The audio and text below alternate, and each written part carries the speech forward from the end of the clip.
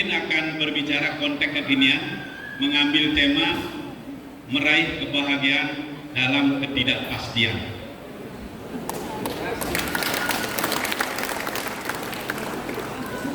Kalau kita renungkan bersama bahwa situasi sekarang ini dengan hadirnya media teknologi yang ekstrim sangat menggerus moralitas umat manusia dan tak ada batas, tidak ada batas. Siapapun boleh menggunakan dan pasti digunakan apabila seluruh masyarakat Indonesia memiliki barang yang bernama mungil yang namanya HP atau gadget. Oleh karena itu, pesan-pesan ini harus kita sebagai umat warga pakar harusnya berkontribusi untuk membangun peradaban Dharma yang memang sudah kita wariskan dari leluhur-leluhur kita yang sangat luar biasa. Konteks kekiniannya adalah kalau saya analogikan terkait dengan kereta kuda. Ini diambil dari kata Upanishad Sloka 1-3. Kalau dianalogikan kereta kuda, bahwa kereta kuda itu ada kereta rodanya, ada badan kereta, ada penumpang kereta, ada kusir kereta, ada tali kekang kuda, dan ada kuda-kuda yang menarik kereta. Ketika kuda kereta ini mampu bersinergi dengan semua komponen yang ada dalam kereta, maka niscaya kereta ini akan menuju kepada tujuan, yaitu tentang kebenaran. Ada yang tepuk tangan? Ketika kita berbicara kebenaran, bahwa Dewi Drupadi saja pernah menanyakan kepada Krishna, "Hai Krishna, kenapa aku lahir ke dunia ini? Untuk apa aku lahir?" Tanya Dewi Drupadi kepada Krishna.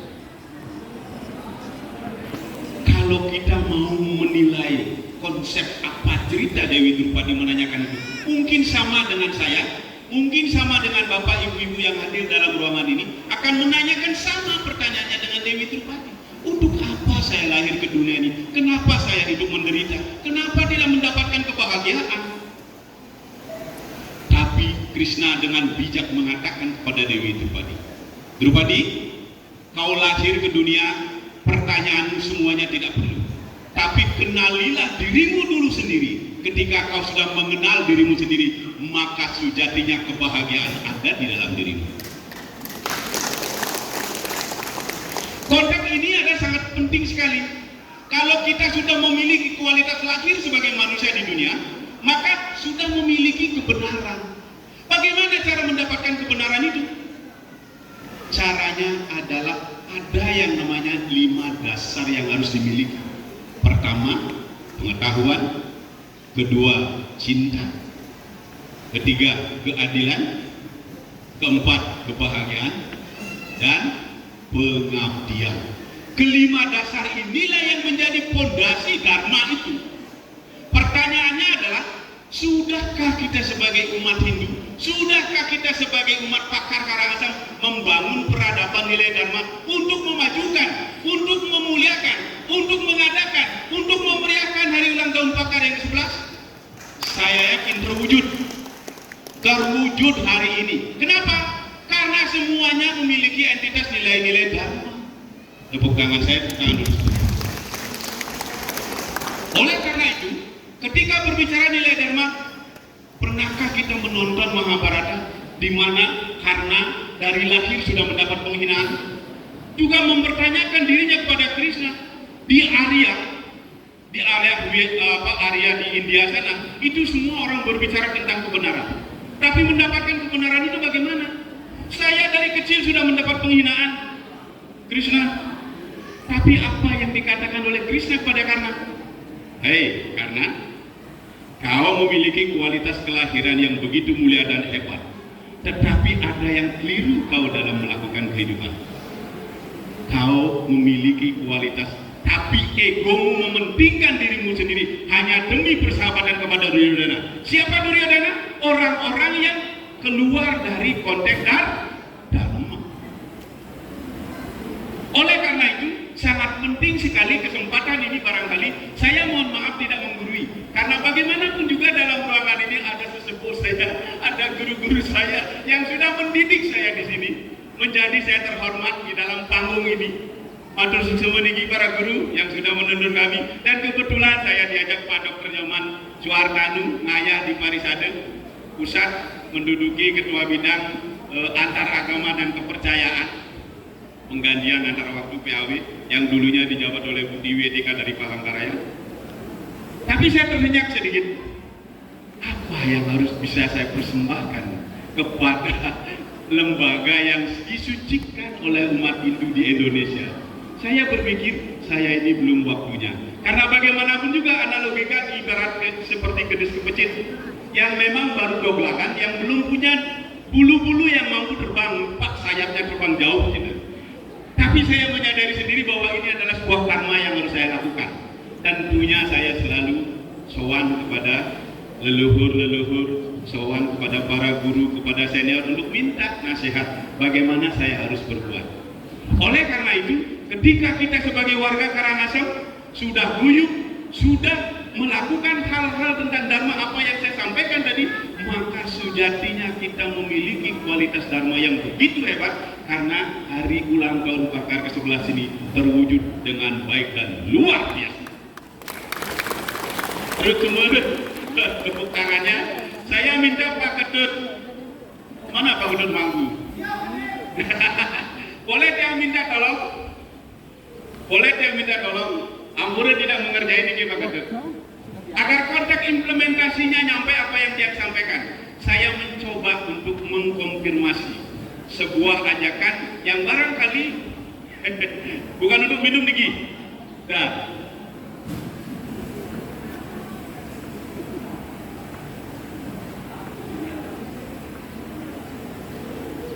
niki ada gelas dan ada air. Nanti ada relevan terkait dengan apa yang dia sampaikan. Ada gelas, ada air. Yang taruh dulu niki. Yang ambil korek Jivo. Ada 2 korek Jivo. Yang nyalakan satu-satu bisa. Nyala ya? Satu lagi yang nyalakan. Nyala ya? Kedua korek Jivo ini memiliki energi yang sama.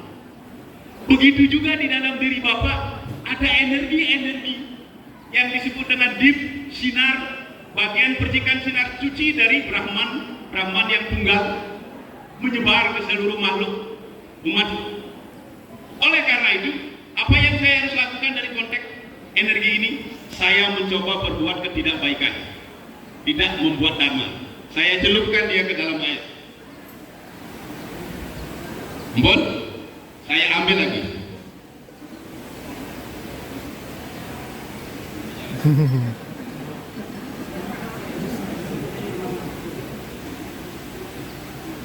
Mati dikit Pak. Tidak hidup.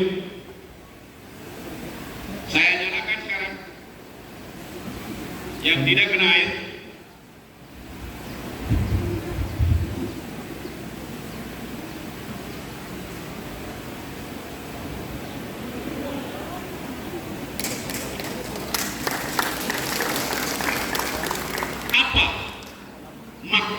Balik itu korek api yang saya tenggelamkan ke dalam air masih ada energinya, tapi dia tidak bisa hidup Bapak Ibu.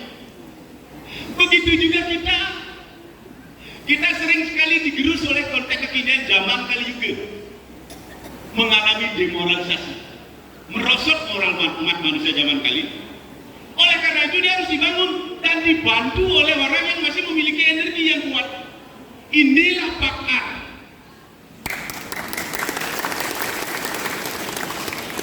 Konteks korek api yang tadi saya tenggelamkan ke air ini adalah penuh dengan ketidaktahuannya yang disebut dalam kakawin Ramayana. Raga diem musukmo paru. Semua musuh-musuh sudah ada dalam diri kita. Ri hati ye dongguan ye dan madoh ri mawa. Sudah tidak jauh di dalam diri kita, sudah dalam diri musuh kita. Ye ketan hanari sire. Kenapa tidak ada di dalam diri sang Dasaraka?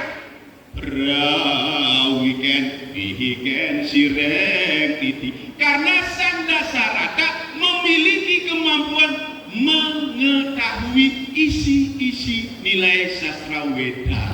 Pertanyaannya sekarang, sudahkah kita sebagai umat Hindu membaca sastra yang ada kita miliki? Pertanyaannya kita Niki. Niki pertanyaan. Oleh karena itu paling tidak kita sebagai umat bakar, paling tidak ambil di rumah kitab Sarasa Musaya, ambil Upanishad, syukur-syukur Bhagavad Gita ada di rumah. Karena bagaimanapun juga Bhagavad Gita itu ada dalam ajaran moralitas yang sangat luar biasa yang dimiliki oleh umat Hindu. Orang-orang hebat membaca Bhagavad Gita. Mahatma Gandhi yang punya Microsoft, Stephen Knapp, bukunya sampai laris terjual, harganya 100.000. Bukunya bagus sekali. Semua isinya itu Bhagavad Gita kalau kita mau telusuri. Tapi kita sebagai umat Hindu kok nggak ngeh ya, kok nggak mau baca ya. Aneh analoginya. Oleh karena itu saya menyarankan mari kita bersama-sama mulai hari ini, pulang dari Halem ini, kita di rumah mengajak anak-anak kita, cucu-cucu kita, paling kita dia mendengar sloka-sloka yang ada di dalam sastra-sastra Weda. Oleh karena itu, terkait dengan apa yang Jack sampaikan ini sangat-sangat luar biasa ketika seseorang ingin meraih sebuah kebahagiaan, tetapi kebahagiaan ini dalam konteks kekinian tidak kita dapatkan. Bagaimana caranya? Is very simple, sangat sederhana sekali untuk melakukan. Pertanyaannya sekarang, Bapak bangun pagi ngapain? Sudahkah kita umat Hindu sebagai Brahma Muhurta melakukan yang namanya sadhana, yang namanya persembayangan? Berani saya taruhan di ruangan ini, saya pun juga tidak melakukan. Tapi kan artinya melakukan, cuman tidak kontennya lengkap karena kondisi waktu kebetulan yang masih aktif di kesatuan Budi Brimob, maka jam 3:30 sudah bangun. Bagaimanapun juga memanfaatkan waktu itu untuk paling tidak merenung, menarik napas, memperhatikan napas yang masuk dan napas yang keluar. Ketika itu diperhatikan, maka sejatinya Resi Patanjali mengajarkan kepada kita, barang siapa umat manusia ingin umur panjang di dunia, maka perhatikanlah asanas pranayama. Itu anjuran seorang yogi besar dari India. Tapi coba kita praktekkan, pasti kita sehat, jarang sakit. Jarang sakit. Oleh karena itu yoga ini adalah ajaran yang sangat luar biasa. Oleh karena itu ketika kita berbicara konteks kekinian mendapat kebahagiaan, saya punya cerita yang barangkali kalau dianalogikan agak sedikit seronok, tapi ini untuk membangun gairah kita sebagai umat manusia. Karena pakar ini bajunya merah, berani. Merah ini tenaganya luar biasa gitu. Jadi warna merah ini rajas gitu kan. Di dalam tribuna itu kan powernya sangat luar biasa. Tapi harus ditahan. Nah, yang nahannya ini kan dengan Lili Dharma. Kalau saya punya cerita, ada seorang Pak Pendeta yang setiap hari Minggu dia rutin melakukan kunjungan ke tempat-tempat suci untuk melihat umatnya, memberikan siraman rohani. Kita tahu sendiri Pak Pendeta ini kan orangnya hidup sederhana, tidak memiliki kendaraan, tidak mau dijemput, dia memakai kendaraan umum. Di tengah perjalanan, pada saat beliau mau naik kendaraan, beliau berpikir bahwa kendaraan yang dia tumpangi kebetulan ada satu tempat duduk yang masih kosong, yang belum ditumpangi orang. Disetoplah bis Metro Mini oleh ini Pak Pendeta. Disetop, tangannya mengambil-ngambil begini. Berhentilah bis Metro Mini. Naik ke dalam bus Metro Mini Pak Pendeta. Sebelum naik bus Metro Mini Pak Pendeta, melihat wanita yang sangat cantik, seksi, yang luar biasa cantiknya. Kalau di Jakarta namanya, gadis cantik seksi ini namanya BMW. bahenol, montok, wele.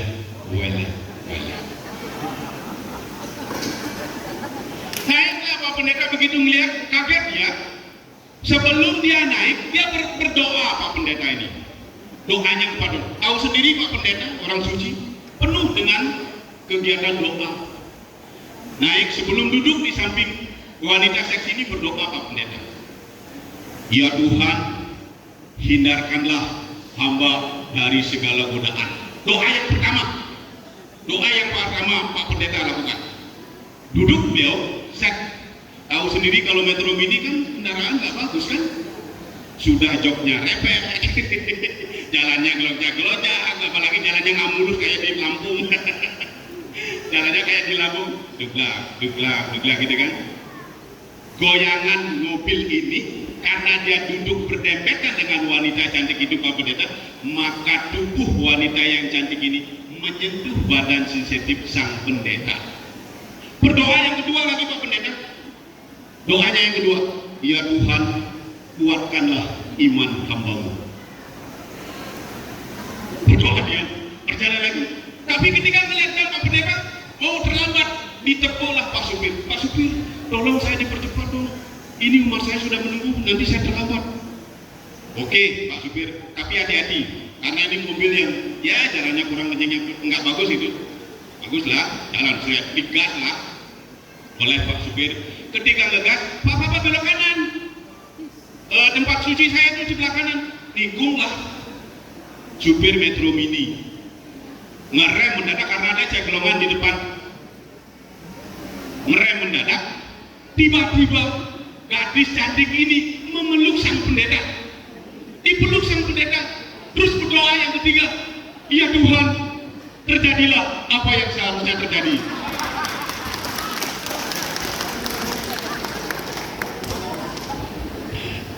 Apa yang bisa kita pelajari? Jangankan seorang pendeta, kita manusia memiliki nafsu. Barang siapa yang kejaran hidupnya hanya mementingkan nafsu, keserakahan, harta kata dan wanita, maka dia akan berujung dengan kesengsaraan. Barang siapa yang hidupnya penuh dengan nilai-nilai dharma, maka dia akan kehidupan yang menemui kebahagiaan. Jika mau bahagia satu hari, tidurlah.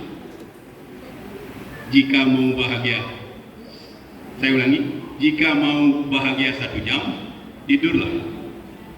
Jika mau bahagia 1 hari, pergi mancing.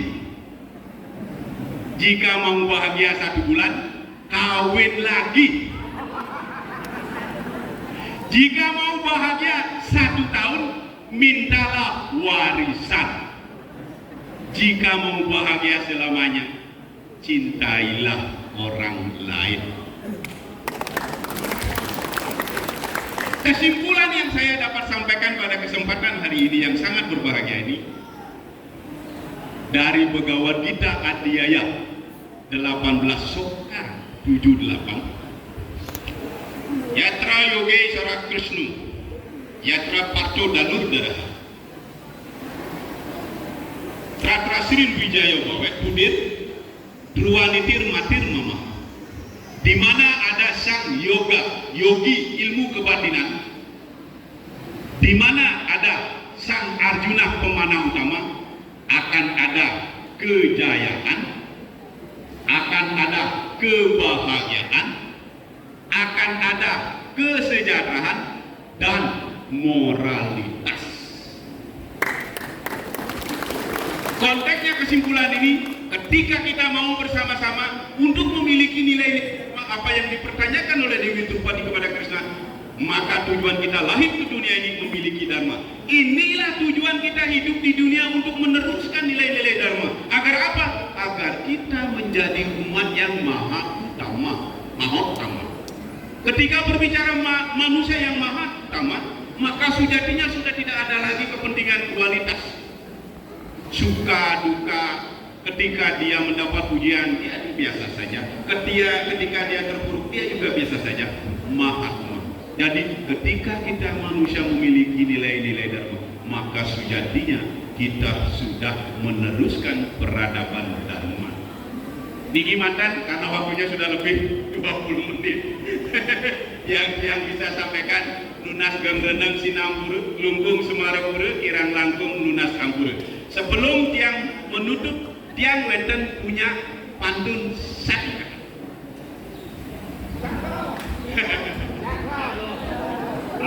Pantunnya untuk pakat. Bunga teratai, bunga melati. Harum semerbak, nun nan mekar. Kita hadir di sini bersama pakar karena pakar hebat dan menawan hati. Terima kasih Romanku pantunnya. Wow, boleh kasih tepuk tangan. Katakan